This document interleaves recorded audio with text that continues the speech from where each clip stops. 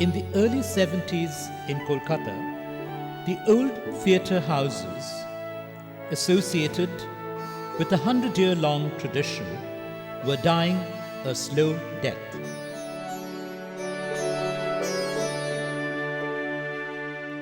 When Badal Sircar trained as a civil engineer and eventually turned into a town planner, chose to break out of the proscenium theatre in 1971, he was already established in the Indian theatre scene in two parallel identities.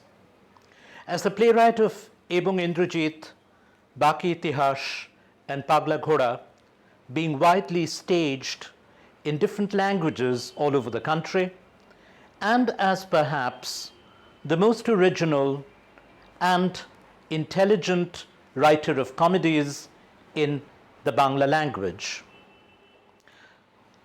His decision to break out of the proscenium theatre came out of a sense of the inadequacies of both the city theatre, which he considered the first theatre, and the popular folk rural theatre, which he considered the second theatre. The inadequacies that affected both when it came to negotiating with the problems and concerns of underdevelopment in India. From this sense of the problems deeply seated in the familiar forms of theatre, there came the urge to seek yet another theatre, a third theatre, a theatre of synthesis.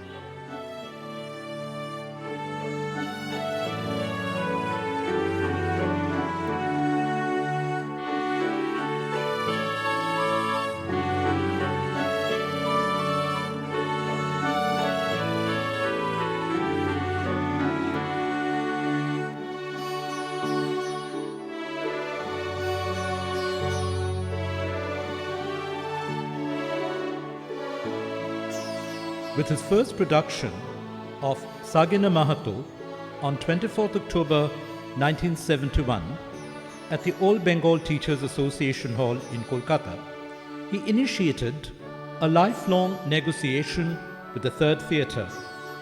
In a small hall accommodating about 200 people, the chairs were arranged in such a manner as to open up a central arena.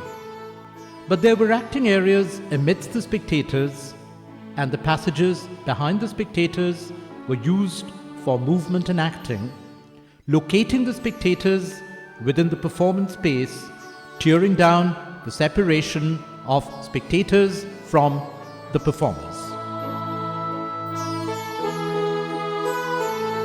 Shift from the proscenium theatre, that was a slow and it gradually developed. 1972-73 it was. Strangely, the first consideration was the matter of communication in theatre, not really the freedom we enjoyed later on going to the villages. That came later.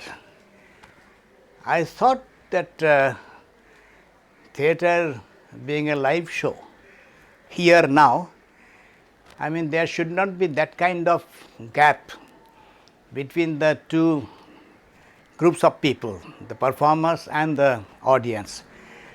The performers should be able to see the audience should see each other, and a kind of four-way communication will occur. That was the idea. So I tried out, coming out, being near, addressing directly both audience in light and performance light. Then I realized that automatically through this process, we are becoming free from the heavy and therefore expensive items. So, a kind of portable, flexible and inexpensive theatre developed. That became naturally much more important, taking our theatre wherever we want to go, not depending on electricity, motorable roads. There was a kind of overlapping period for about 6 months. Sometimes we did proscenium shows, Academy of Fine Arts or whatever, and sometimes this. Then after 6 months of this, I at least decided that I will only do this, and that meant a kind of crack in the group. Some people left, some new people joined. Behind the initial shaping of the form lay Sircar's immediate exposure in July-August 1972 in the United States to a whole body of experimental theatre work which had just come to be described as the environmental theatre. He had the privilege of exchanging notes with some of the major figures of this new trend: Grotowski from Poland, Judith Malina, Julian Beck, and Richard Schechner from the United States. He had also, behind his own mind, memories of other experiences, the folk theatre performances from all over India, and his